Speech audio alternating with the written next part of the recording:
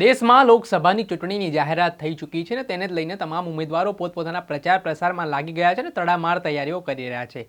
આ દરમિયાન ભરૂચના વર્તમાન સાંસદ મનસુખ વસાવાએ ફરી એકવાર 7મી વખત જીતના દાવા સાથે તેમણે પ્રચારની કમર કસી લીધી છે ને ઠેર ઠેર તેઓ ભરૂચ જિલ્લામાં અલગ અલગ વિસ્તારોમાં જઈને પ્રચાર પ્રસાર કરી રહ્યા છે, સભાઓ ગજવી રહ્યા છે અને કાર્યકર્તાઓનું સંમેલન બોલાવી રહ્યા છે।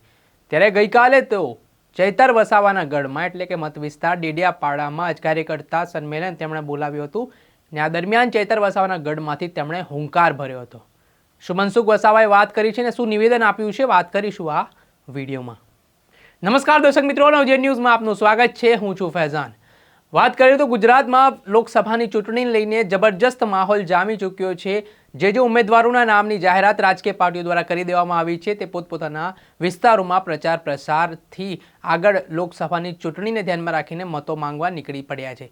તેને લઈને હાલના ભરૂચની વાત કરવામાં આવે તો ભરૂચમાં વર્તમાન સાંસદ મનસુખ વસાવા જે છેલ્લા 6 ટર્મથી સાંસદ તરીકે સેવા આપતા આવ્યા છે અને 7મી વખત તેમના વખતે ભારતીય જનતા પાર્ટીએ ટિકિટ આપી છે તેને ધ્યાનમાં રાખીને અને CR પાટીલે જે રીતે 5 લાખની લીડ આપી છે તેને લક્ષ્યાંકમાં રાખીને મનસુખ વસાવા છે તે ઠેર ઠેર કાર્યકર્તાઓ સંમેલન યોજી રહ્યા છે।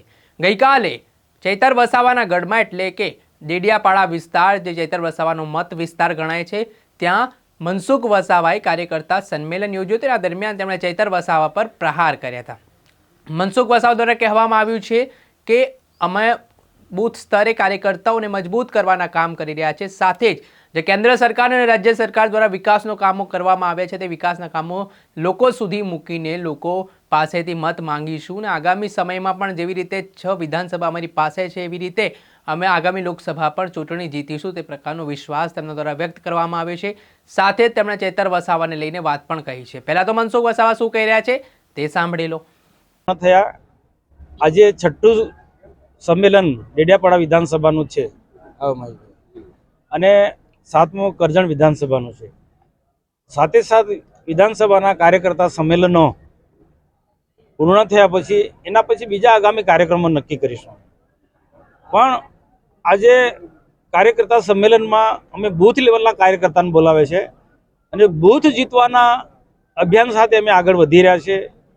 બૂથ જીતવા માટે ભારતીય જનતા પાર્ટીની શિસ્ત, રાષ્ટ્રવાદની વિચારધારા અને રાજ્ય સરકાર અને ભારત સરકારમાં જે વિકાસના કામો અમે કર્યા છે અને રાજ્ય સરકાર અને ભારત સરકારની વિવિધ કલ્યાણકારી યોજનાઓ અમારા સંગઠન થકી ને તૂટાયેલી પાંખ થકી અમે લોકો સુધી અમે પહોંચાડ્યા છે અને એ યાદ દેવડાવવા માટે ફરી ને એના આધારે મત લેવા માટે આજે કાર્યકર્તા સંમેલન આજે બોલાવ્યું છે। ખૂબ મોટી સંખ્યામાં આજે કાર્યકર્તાઓ અહીંયા ઉપસ્થિત હતા ને એમાં અમારો ઉમેરો થયો છે કે BTPના ખૂબ મોટા આગેવાન ડેડિયાપાડાના પૂર્વ ધારાસભ્ય મહેશભાઈ વસાવા પણ અમારી સાથે જોડાઈ ગયા છે અને ઝઘડિયાના કોંગ્રેસના વિધાનસભાની ચૂંટણી લડેલા ફતેહસિંહભાઈ વસાવા પણ તેઓ ભાજપમાં જોડાઈ ગયા છે। એવી રીતના ઘણા બધા કાર્યકર્તાઓ જોડાયા છે અને આજે આપના કાર્યકર્તા પણ અહીંયા ડેડિયાપાડામાં જોડાયા।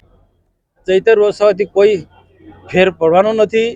આ ભરૂચ લોકસભાની 7 વિધાનસભામાં છે, 7 વિધાનમાંથી 6 ભાજપ પાસે છે ને 1 આપ પાસે છે અને તે ગયા વખતે લોકોને છેતરીને ખોટા વચનો આપી અને મહેશભાઈ વસાવા જે તે સમયના ધારાસભ્યની પીઠ પાછળ ખંજર ભોકીને એ સમય જીતી ગયા। હવે એ સમય એના માટે ગયો અને મારે એટલા માટે બોલવું પડ્યું કે ઉમેદવાર થઈને મારા માટે એલફેલ બોલે છે। આપ પાર્ટીના લોકો સોશિયલ મીડિયામાં અને ભાજપ સરકાર વિરુદ્ધમાં ભાજપ વિરુદ્ધમાં ખોટી ખોટી વાતો લખે છે અને ચૈતર વસાવાના ડરથી એને તડીપાર કર્યો છે એવી એમના કાર્યકર્તાની મિટિંગમાં એ લોકો વાતો કરે છે। એટલે મારે ખુલાસો કરવો પડ્યો કે ચૈતર વસાવાનો અમારે જરા પણ ડર નથી।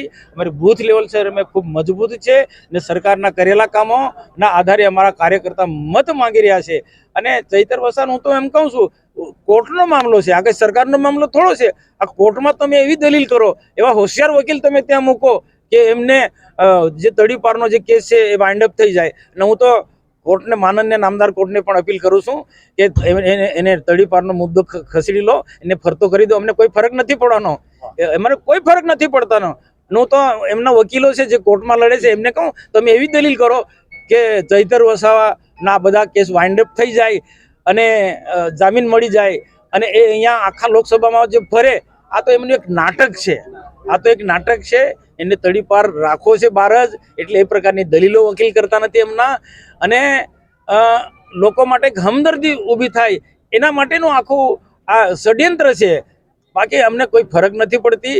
અમે છ વિધાનસભા તો ડંકી કી ચોટ પર ટોપ પર રહેવાના છે, અને આ ડેડિયાપાડા વિધાનસભા પણ અમે લીડ કરવાના છે. મને સંપૂર્ણ વિશ્વાસ છે. મનસુખ વસાવા દ્વારા જે રીતે કહેવામાં આવ્યું છે કે કોંગ્રેસના પૂર્વ ઉમેદવારને પણ ભારતીય જનતા પાર્ટીમાં જોડવામાં આવ્યા છે, બીટીપીના દિગ્ગજ નેતા મહેશ વસાવાને પણ ભાજપમાં જોડવામાં આવ્યા છે, અને એવી રીતે આમ આદમી પાર્ટીના કાર્યકર્તાઓને પણ ગઈકાલે દેડિયાપાડાથી ભાજપમાં જોડવામાં આવતા તેમની શક્તિ વધી હોવાની વાત તેમણે કહી છે, અને સાથે જ કહ્યું છે કે ચૈતર વસાવાથી અમને કોઈ ફેર પડવાનો નથી, અને સાથે એવું પણ કહ્યું છે કે મહેશ વસાવાની પીઠ પાછળ ખંજર ઘોપીને ચૈતર વસાવાએ જે રીતે લોકોને વચન આપીને છેતર્યા છે, તે હવે આ વચનો છે તે નહીં પૂરા કરી શકે ને તે ખુલ્લો પડશે, તે પ્રકારની વાત મનસુખ વસાવા દ્વારા કહેવામાં આવી છે. સાથે તેમણે સોશિયલ મીડિયાને લઈને જે ચૈતર વસાવાના અવારનવાર નિવેદનો સામે આવતા હોય છે તેને લઈને પણ પ્રહાર કર્યા. તેને કહ્યું હતું કે ચૈતર વસાવા અવારનવાર એક ઉમેદવાર તરીકે મારા માટે એલફેલ બોલે છે, ને આમ આદમી પાર્ટી છે તે મિટિંગોમાં એવી ચર્ચા કરે છે કે ચૈતર વસાવાના ડરના કારણે તેને તડીપાર કરવામાં આવે છે, જેમાં મનસુખ વસાવાએ પણ આ બાબતે કોર્ટમાં અપીલ કરી છે કે ચૈતર વસાવાને જે તડીપાર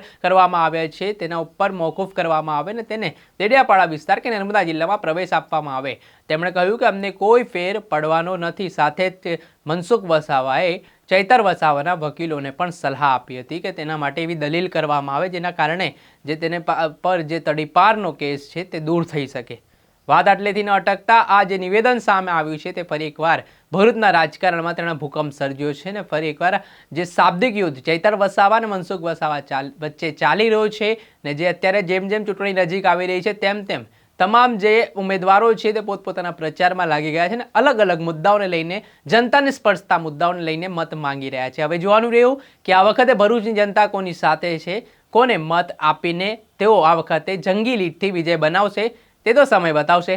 દર્શક મિત્રો, અત્યાર સુધીમાં બસ આટલું. આવા નવા વિડીયો સાથે આપને માહિતગાર કરતા રહીશું, એટલે નવજીવન ન્યૂઝની ચેનલને આપ લાઇક કરો, સબસ્ક્રાઇબ કરો અને વધુમાં વધુ શેર કરો. નમસ્કાર.